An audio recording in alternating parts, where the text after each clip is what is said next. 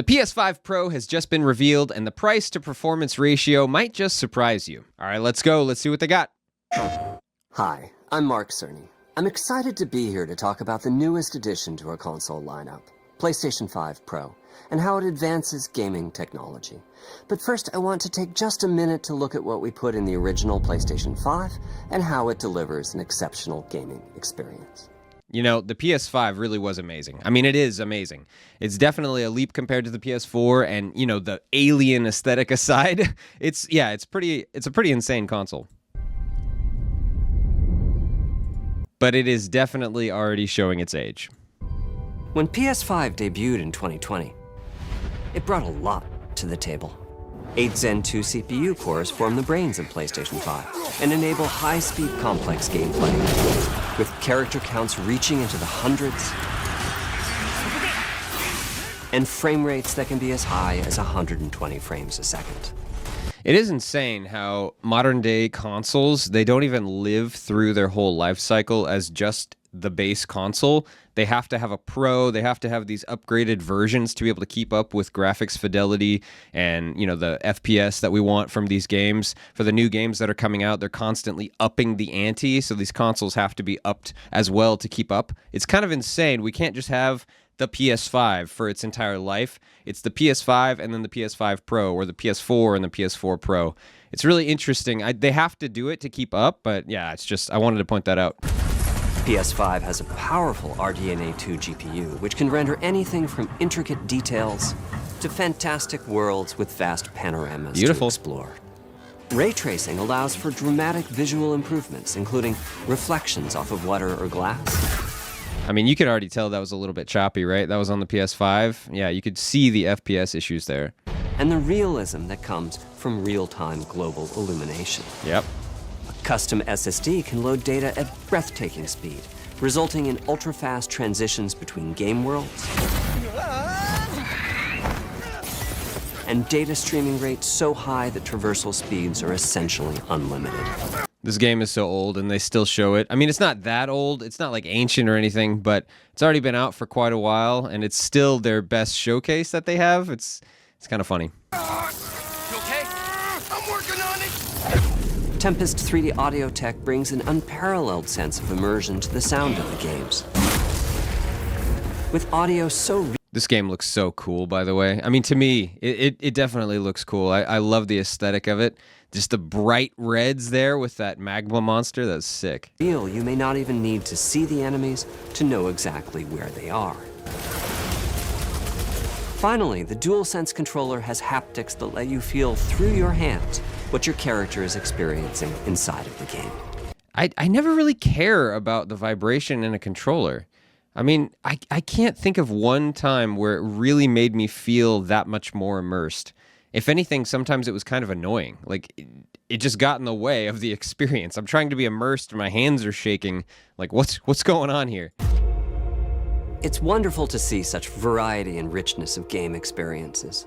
Creators have made amazing use of the hardware capabilities, but when I talk to them, I do hear about their desire for more graphics performance. Hey, the PS5 is old. Make it better. That's pretty much what they're saying. The dreams of the developers are bigger than can be supported at 60 frames per second, and that leads to an aspect of modern gaming that we're all familiar with. Yeah, it's true. 60 FPS is just not the standard anymore. Everybody wants at least 120, right? Everybody wants at least 120, because then it's buttery smooth, and you know, even with the highs and lows, you're gonna get at least 60 FPS all the time. It's nice. Graphics modes. It can be a difficult choice for players. Fidelity modes emphasize the visuals, typically through higher resolution rendering. Right. These modes might also have enhanced detail or use more ray tracing. Right, and it looks really good on the stills or the very slow pan, but if it gets going a little bit faster, you see the FPS issues. But the games only run at 30 frames per second. Right. The visuals can be choppier and the controls less responsive. Right. Performance modes emphasize frame rate and interactivity, typically choosing to run at 60 frames per second. But then those facial features and bodies and the details on the character models, they start to look a little buttery. Not as clean and crisp and pretty. mainly by reducing the graphical detail until those frame rates can be achieved. Right. When asked to decide on a mode, players are choosing performance about 3/4 of the time. Yeah, because we want the FPS, especially for those games where it really matters. For that, you don't want FPS issues and button latency and all this stuff at the same time. You want to have the best, most reactive, like action RPG experience possible for those types of games, or like a rhythm game or things like that. You want to be able to react in appropriate time with the game. And if you're seeing lag on your screen, low FPS issues on your screen, it just ruins that experience. Removing that decision, or at least narrowing that divide, is one of the key targets for PlayStation 5 Pro. We want to give players the graphics that the game creators aspire to, Right. the high frame rates that players typically prefer. Right. To do that, PS5 Pro substantially improves over PlayStation 5 in 3 ways. Okay. Here's what we call the Big 3. The big 3. So melodramatic. Oh my goodness. Larger GPU, advanced ray tracing, AI-driven upscaling. It all sounds good. Let's see how big of an improvement it will be. First, we made the GPU much larger and increased the speed of the memory it uses. The result is rendering that's up to 45% faster. 45%? That's pretty good. Yeah, that's pretty good. I mean, it's not twice as fast, but you're saying it's 0.5 times as fast. Okay, interesting. So I wonder how much difference that's actually going to make. So are we actually going to get a solid 120 FPS on games like all the time? Or is it going to be like I'm talking about, it'll be a target of 120 with lows that might dip as low as 60. But if that's the case, maybe that is enough, because right now with the performance mode, you could still have dips. So I don't know. Yeah, maybe this is good. Let's see. Second, we made major upgrades to the ray tracing, taking a streamlined and accelerated approach that allows calculation of the rays at double or even triple the speeds of PlayStation 5. Their graphics guy, their VFX guy needs a raise. Like, that was pretty sick. Sony, you better be paying this guy pretty good. And finally, we added custom hardware for machine learning and an AI library called PlayStation Spectral Super Resolution, or PSSR for short. That just makes me think USSR instantly. This name is weird to me.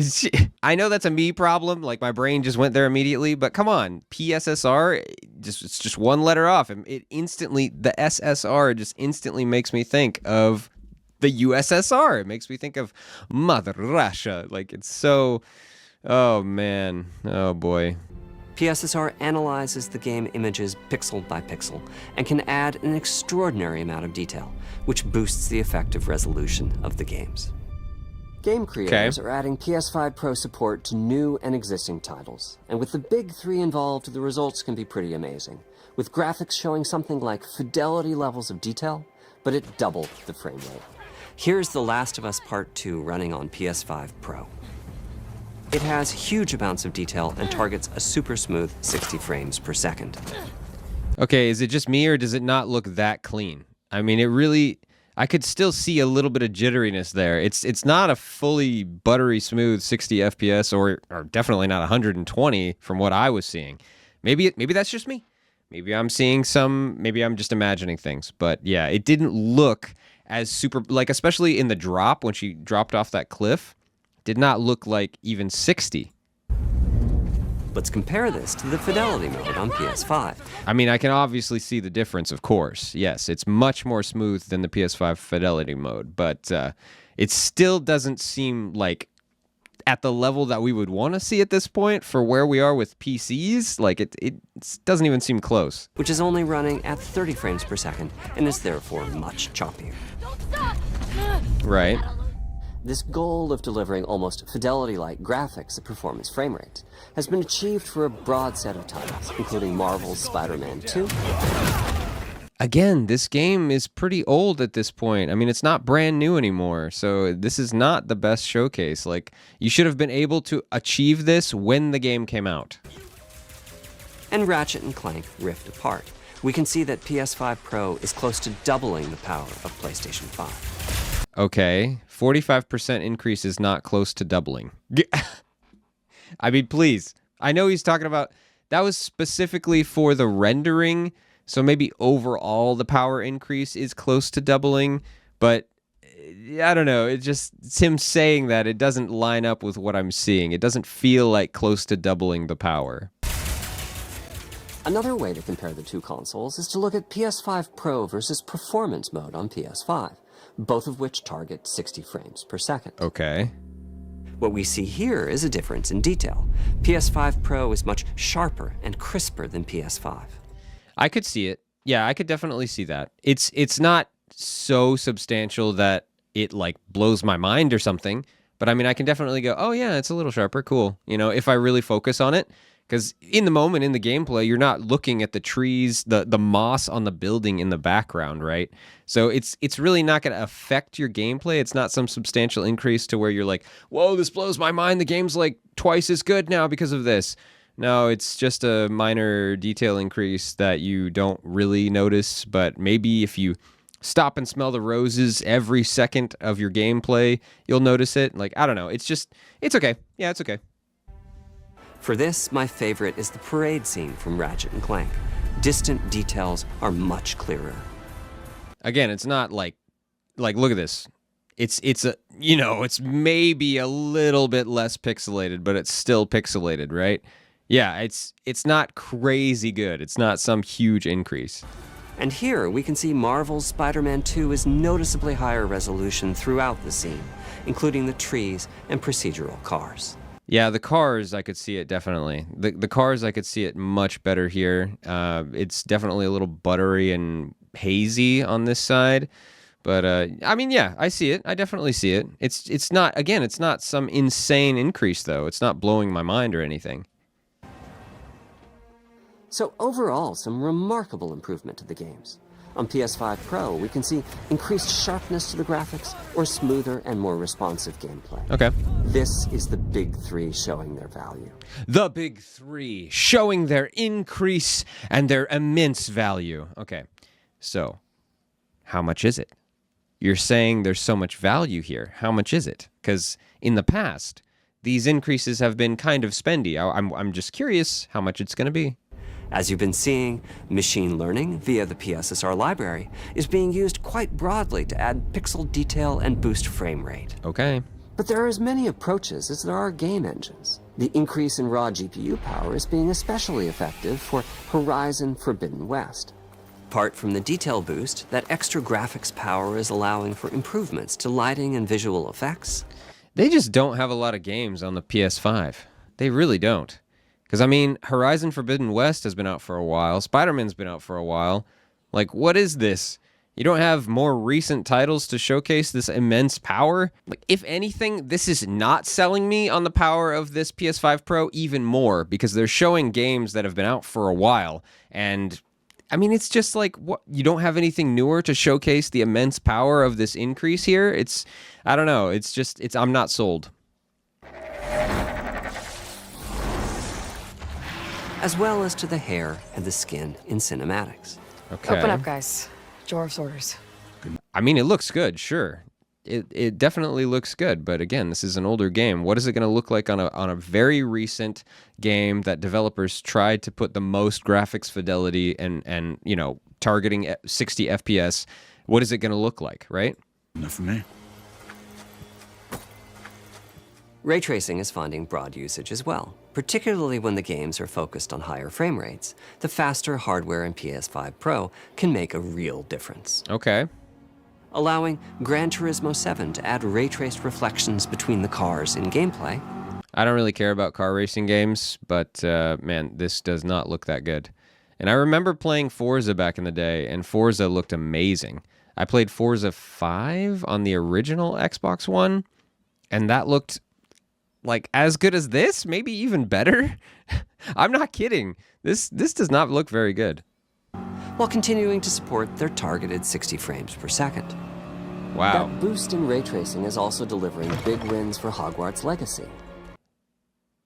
Okay, now we're talking. Maybe it's just the aesthetic of these other games that is just not selling it, but this looks pretty cool. I mean, I wish I could see a side-by-side of what it looks like on the original PS5 versus this. Maybe they will. Maybe they'll show that in just a second, but It looks good, but I wish I could see a comparison because it's hard to tell if this is an improvement or not. allowing not only for better reflections and a greater variety of reflective surfaces, but also See, that still looks choppy to me. If this is the example on the PS5 Pro, this little flying sequence here, that still looks choppy to me. for further realism in the casting of shadows. Yeah, I don't know. I hope you've enjoyed this run-through of the technology behind PlayStation 5 Pro. Simply put, it's the most powerful console we've ever built, and a worthy addition to the PS5 family. Let me wrap this up by giving you a quick look at a number of games running on the new console. You know, he said, I hope you've enjoyed this. I mean, I enjoyed it okay. Like, there's definitely improvements, but again, it's nothing blowing me away. It's nothing that stands out so much that my jaw drops and I'm like, whoa, I have to get this. You know what I mean? It's just, there's not an insane value add for me. You'll never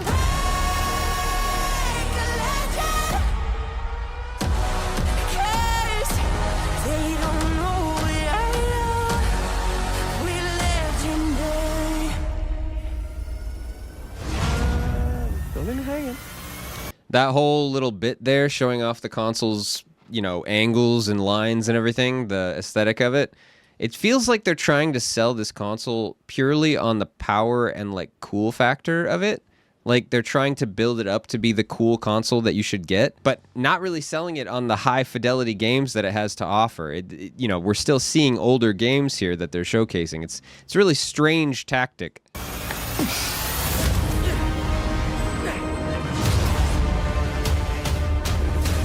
Fantasy 7.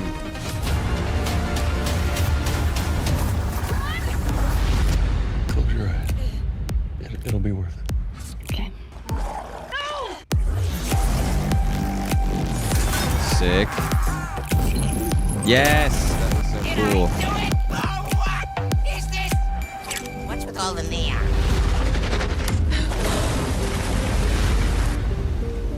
No way. Not interested in that game.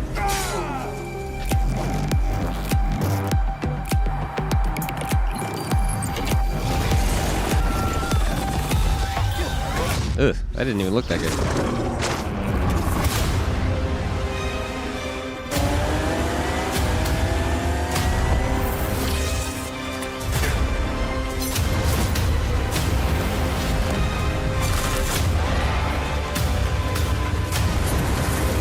But that's kind of cool.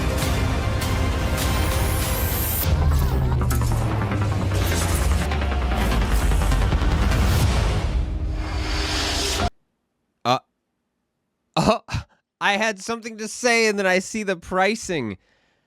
Oh no. Oh no. $700. Oh no.